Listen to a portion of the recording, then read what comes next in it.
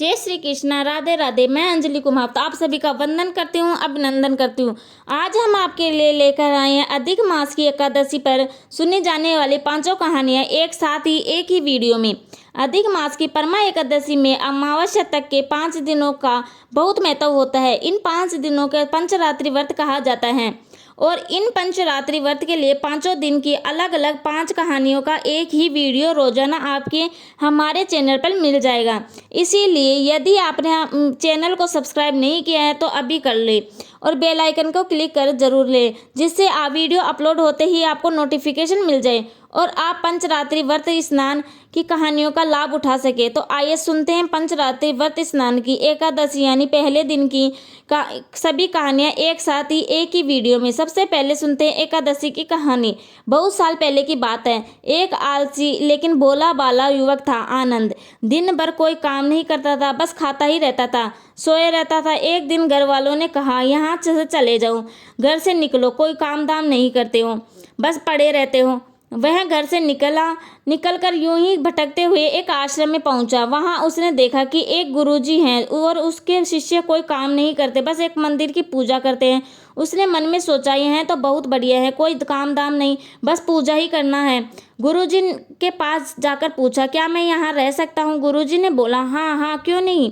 फिर उसने कहा, लेकिन कोई काम नहीं कर सकता हूँ। गुरुजी बोले, कोई काम नहीं करना, बस पूजा करनी होगी। तब उसने कहा, ठीक है, वह तो मैं कर लूँगा। अब आनंद महाराज आश्रम में रहने लगे। ना कोई काम किया ना कोई दाम, बस सारा दिन खाते रहो और प्रभु की भक्ति में भजन गाते रहो। महीना भर हो गया। फिर एक दिन आई एकादशी। उसने रसोई में जाकर देखा, खाने की कोई तैयारी नहीं। उसने गुरुजी से पूछा, आज खाना नहीं बनेगा क्या? गुरुजी ने कहा, नहीं, आज तो एकादशी है, तुम्हारा भी उपवास है। उसने कहा कि नहीं, अगर हमने उपवास कर लिया तो कल का दिन हम नहीं देख पाएंगे, हम तो नहीं कर सकते उपवास, हमें तो भूख लगती है, आपने क्यों नहीं बनाया? गुरुजी ने कहा, ठीक है, तुम उपवास ना करो, पर खाना भी तुम्हारे लिए कोई नहीं बनाएगा, तुम खुद बना लो। मरता क्या ना करता क्या गया कोई रसोई। गुरुजी फिर आए और बोले, देखो, अगर तुम खाना बना लो तो राम जी को भी भोग जरूर लगा देना और नदी के पास उस पार जाकर बना लो, रसोई ठीक है। ऐसा कहकर लकड़ी, आटा, घी, तेल, सब्जी लेकर आनंद महाराज चले गए। जैसे खाना भी बनाया, खाना खाने लगा तो याद आया कि गुरुजी ने कहा था कि महाराज राम जी को भोग लगाना है। लगा भजन गाने लगाओ, मेरे राम जी भोग लगाओ जी, प्रभु राम आइए, श्री राम जी आइए, मेरे भोजन का भोग लगाइए। कोई ना आया तो बेचैन हो गया, यहाँ तो भूख लग रही है और राम जी आ नहीं रहे हैं। बोला मानस जानता नहीं था कि प्रभु साक्षात हो पाएंगे या नहीं। गुरुजी की बात मानना जरूरी था। फिर उसने कहा, देखो प्रभु राम जी, मैं समझ गया कि आप क्यों नहीं आ रहे हैं। मैंने रूखा सूखा बनाया है और आपको तर माल खाने की आदत है, इसीलिए नहीं आ रहे हैं। तो सुनो प्रभु, आज वहाँ भी कुछ नहीं बना है, सबको एकादशी है, खाना हो तो यह भोग खा लो। श्री राम अपने भक्त की सरलता पर बहुत मुस्कुराए और माता सीता के साथ प्रकट हो गए। भक्त असामंजस्य में गुरुजी ने तो कहा था कि राम जी आएंगे, पर यहाँ तो माता सीता ही आई है। मैंने तो भोजन बस 2 लोगों का बनाया, चलो कोई बात नहीं, आज इन्हें भी खिला देते हैं। बोला, प्रभु मैं भूखा रह गया, लेकिन आप दोनों को देखकर बड़ा अच्छा लग रहा है, लेकिन अगली एकादशी पर ऐसा ना करना, पहले बता देना कि कितने जने आ रहे हो, और हाँ, थोड़ा जल्दी आ जाना। राम जी उसकी बात पर बड़े मुदित हुए, प्रसाद ग्रहण कर चले गए। अगली एकादशी तक भोला मानस सब भूल गया।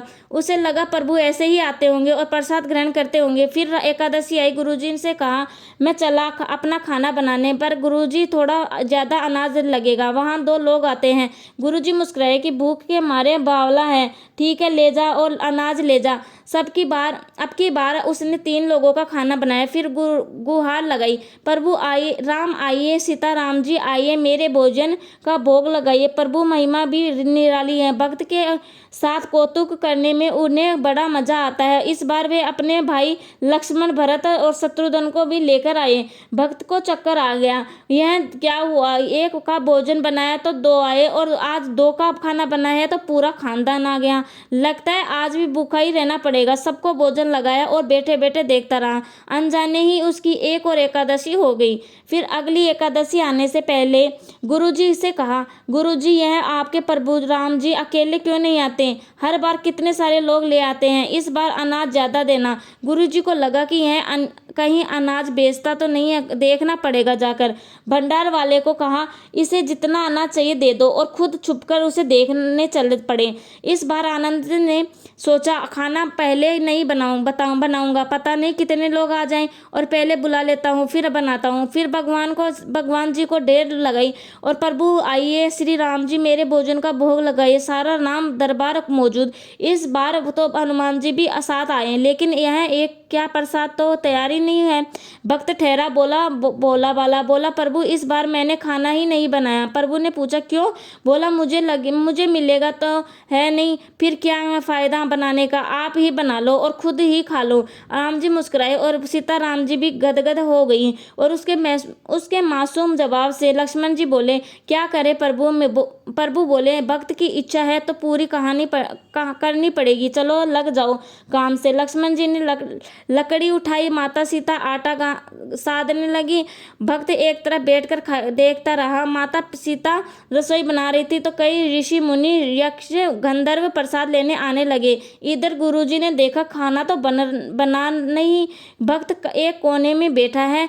पूछा, बेटा क्या बात है, खाना क्यों नहीं बना? तो आनंद बोला, अच्छा किया गुरुजी आप आगे देखिए कितने लोग आते हैं प्रभु के साथ। गुरुजी बोले, मुझे तो कुछ नहीं दिख रहा तुम्हारे और अनाज के सिवा। भक्त ने माथा पकड़ लिया, एक तो इतनी मेहनत करवाते हैं, प्रभु भूखा भी रखते हैं और ऊपर से गुरुजी को दिख भी नहीं रहे, यह तो बड़ी मुसीबत है। प्रभु से कहा, आप गुरुजी को क्यों नहीं दिख रहे हैं? प्रभु बोले, मैं उन्हें नहीं दिख सकता। तो वह बोला, क्यों? वे तो बड़े पंडित हैं, ज्ञानी है, विद्वान है, उन्हें तो बहुत कुछ आता है, इनको क्यों नहीं दिखते आप? प्रभु बोले कि माना कि इनको सब कुछ आता है पर ये सरल नहीं है तुम्हारी तरह, इसीलिए इनको नहीं दिख सकता। आनंद के गुरुजी से कहा, गुरुजी प्रभु कह रहे हैं आप सरल नहीं है इसीलिए आपको नहीं दिखेंगे। गुरुजी रोने लगे, वाकई मैंने सब कुछ पाया पर सरलता नहीं पा सका, तुम्हारी तरह प्रभु तो मन की सरलता से ही मिलते हैं। तब आनंद ने प्रभु की से प्रार्थना की कि प्रभु मेरे गुरुजी को भी आपको दर्शन देने पड़ेंगे। तब प्रभु प्रकट हुए और गुरुजी को भी दर्शन दिए। इस तरह एक भक्त के कहने पर प्रभु ने रसोई बनाई और उसको भोज भी लागू करवाया। जय श्री राधे। एक छोटी सी लड़की अधिक मास स्नान कर रही थी। एक दिन उसकी भाभी बोली, काम की न धाम की, सारे दिन पुरुषोत्तम मास करती रहती है। अब तो लड़की एक पैर पर खड़ी हो गई और बोली कि हे पुरुषोत्तम भगवान, जो मैं सच्चे मन से घाती हूँ तो सोने की मूर्ति बनकर आले में विराजमान हो जाओ। भगवान का सिंहासन डोला कि छोटी लड़की तप कर रही है तो पुरुषोत्तम भगवान सोने की मूर्ति बनकर आले में विराजमान हो गए। लड़की ने आंख खोल कर देखा तो सोने की मूर्ति बनकर आले में रखी है। वह आवाज दी कि देख ले भाभी, पुरुषोत्तम भगवान देख ले माँ पुरुषोत्तम भगवान देख ले। अब तो माँ भी धाय में, भाभी भी धाय में। हे पुरुषोत्तम भगवान, जैसे छोटी लड़की का सत रखा वैसे सबका रखना, कहता ना सुनता ना, हुकारा बरताना, सारे परिवार की रक्षा करना। एक ब्राह्मण था, वह प्रतिदिन मंदिर जाता था। वह प्रतिदिन तुलसी माता की पूजा करता था। तुलसी माता से प्रतिदिन प्रार्थना करता था कि हे तुलसी महारानी मेरे आनंद करना। तुलसी माता ने सोचा कि यह ब्राह्मण बहुत ही सीधा और सरल गरीब है और प्रतिदिन मेरी पूजा करता है, मैं इसके लिए कुछ ना कुछ करना चाहती हूँ। तो तुलसी महारानी एक कन्या का रूप बनाकर बैठ गई और उस ब्राह्मण को बोला कि ब्राह्मण मैं तेरे घर आना चाहती हूँ। ब्राह्मण ने सोचा कि ये 6 लड़कियां तो पहले से ही मेरे घर में हैं और 7 लड़कियों का मैं पालन पोषण कैसे करूँगा, लड़कियों की शादी कैसे कराऊंगा, मेरे पास तो कुछ भी ऐसा नहीं है। ऐसा सोचा विचार करके वह बहुत परेशान रहने लगा। उनको खाना भी नहीं भाता था, उनका मन भी नहीं लगता था। एक दिन उसकी पत्नी ने कहा कि क्या बात है, आजकल तुम बहुत दुखी से रहने लगे हो। तो इस ब्राह्मण बोला कि मैं मंदिर जाता हूँ तो वहाँ एक छोटी सी एक सुंदर सी कन्या बैठी है और वह कहती है कि ब्राह्मण मैं आपके घर जाऊँगी। तो उसकी पत्नी बोली कि अरे उसमें परेशान होने की क्या बात है, आ रही है तो आने दो। ब्राह्मण बोला कि पहले ही अपने 6 लड़कियाँ हैं तो उनकी अपने को शादी करवानी है। तो इस पर ब्राह्मणी बोली कि अरे यह तो कोई बात नहीं, अपनी 6 लड़कियों की शादी करवाएंगे, वैसे ही 7वीं की भी करवा देंगे। हम 7 लड़कियों की शादी साथ करवा देंगे। अगले दिन जब ब्राह्मण मंदिर गया तो उस लड़की को कन्या ने पूछा, ब्राह्मण मैं आपके घर जाऊंगी? तो ब्राह्मण बोला कि हाँ हाँ चल बेटा। तुलसी माता को वह बेटी के रूप में घर लेकर आ गया। तुलसी माता के कन्या के रूप में ब्राह्मण के घर में आने से ब्राह्मण के घर बहुत आनंद हो गया। घर में लक्ष्मी की बारिश हो गई और ऐसे करते करते वक्त बीतने लगा। जब ब्राह्मण 7 कन्याओं की शादी के लिए वर ढूंढने जाने लगा तो उस छोटी कन्या ने कहा कि मेरे तो शालिग्राम जी के मंदिर में जाकर शालिग्राम जी को बोलना कि बारात लेकर आए और मेरी 6 बहनों के तुम्हारी इच्छा से वर ढूंढ लेना। और तुलसी महारानी की कृपा से सभी 7 बेटियों के जेवर कपड़ा खाना और तैयार हो गया और बहुत ही धूमधाम से सबकी शादी हो गई। हे तुलसी माता, जैसे ब्राह्मण के घर टूटे वैसे सबको टूटना, जैसे जैसे ब्राह्मण की कृपा की वैसे सब पर करना। विनायक जी की कहानी महाराज विनायक जी साना लावे धन ना भाण। महाराज विनायक जी शुदा और भरे धन का कूड़ा मारा। विनायक जी बोला और भरे धन का झोला। महाराज विनायक जी धाया लावे धन का गाड़ा। विनायक जी बाबा मरिया भरिया आयो जो रीता जाई जो। विनायक जी बाबा रंगो चंगो फिर बाड़ी में भर सुरंगो। राज दरवाजे राज ने मेहमा का सुहाग ने पोता भूखी राबड़ी दोदा भूखी। खीर मीठी लागे राबड़ी खारी लागे। खीर कर साकड़ो दीजो न मोखलो दीजो। सबका संकट हरजो सबका दुख मेटजो। सबका कार्य सिद्ध करजो। सब विपत्तियों के बजाओ और सुख संपत्ति दीजो। लक्ष्मी को वास दीजो सबकी लाज राखजो। सबके धन अन्न धन का भंडार भरजो। मनोकामना पूरी करजो। कहता न सुनता न हुकारा भरता न अपने सारे परिवार की रक्षा करजो। सोना की चौकी चांदी का थाल जी में मारा विनायक जी मारा। जय श्री राधे। लपसी और तपसी की कहानी। एक लप्स था और एक तप्स था। जब जामुन के तीर लपसी तपसी रहते थे। तपसी भगवान की तपस्या करता था और लपसी सेवा शेर लापसी बनाकर घंटी बजाकर भगवान के भोग लगाकर जीम लेता। एक दिन उन दोनों में लड़ाई हुई। लप्स बोला मैं बड़ा, तप्स बोला मैं बड़ा, मैं सारा दिन तपस्या करता हूँ। उतने में उधर से फिरते हुए नारद जी आए। बोले भाई तुम दोनों क्यों लड़ रहे हो?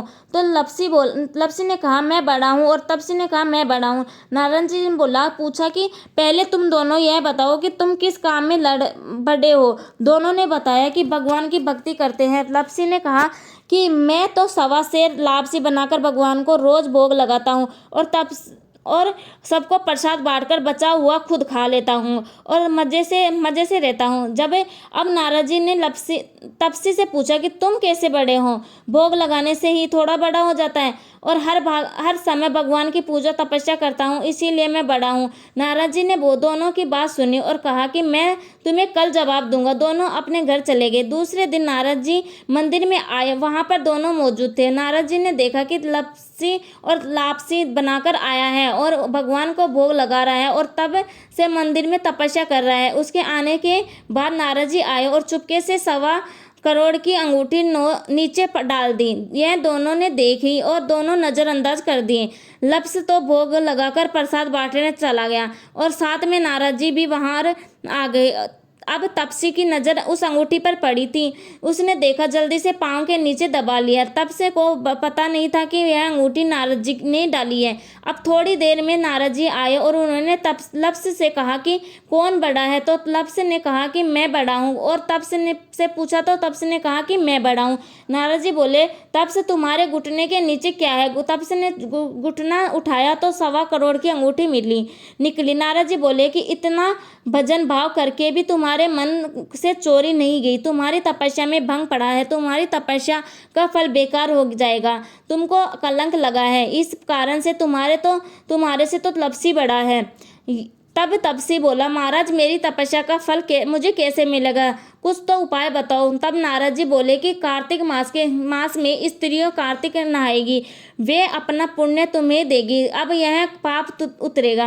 वह बोला कि वह मुझे अपना फल कैसे देगी। तब नारद जी ने कहा कि आज से और कहानियां कहने के बाद तुम्हारी कहानी नहीं कहेगी तो कार्तिक का फल तुम्हें नहीं मिलेगा, तुम्हें मिल जाएगा। और आंगन लिप कर दहनी नहीं लिपेगी तो वह फल तुम्हें मिलेगा। धोती देकर गमछा नहीं दोगे तो वह फल तुम्हें मिलेगा। साड़ी देकर ब्लाउज नहीं देंगे तो वह फल तुम्हें मिलेगा। कांचनी देकर कसनी नहीं देंगे तो वह फल तुम्हें मिलेगा। बेस देकर पंगा लागनी नहीं देंगे तो वह फल तुम्हें मिलेगा। दाहिनी और नाड़ा बांधने तो वह फल तुम्हें मिलेगा। जूता देकर तेल नहीं देंगे तो वह फल तुम्हें मिलेगा। चौका देकर गवाली नहीं देंगे तो वह फल तुम्हें मिलेगा। गोबरी थाप कर भाटिया नहीं थापेंगे तो वह फल तुम्हें मिलेगा।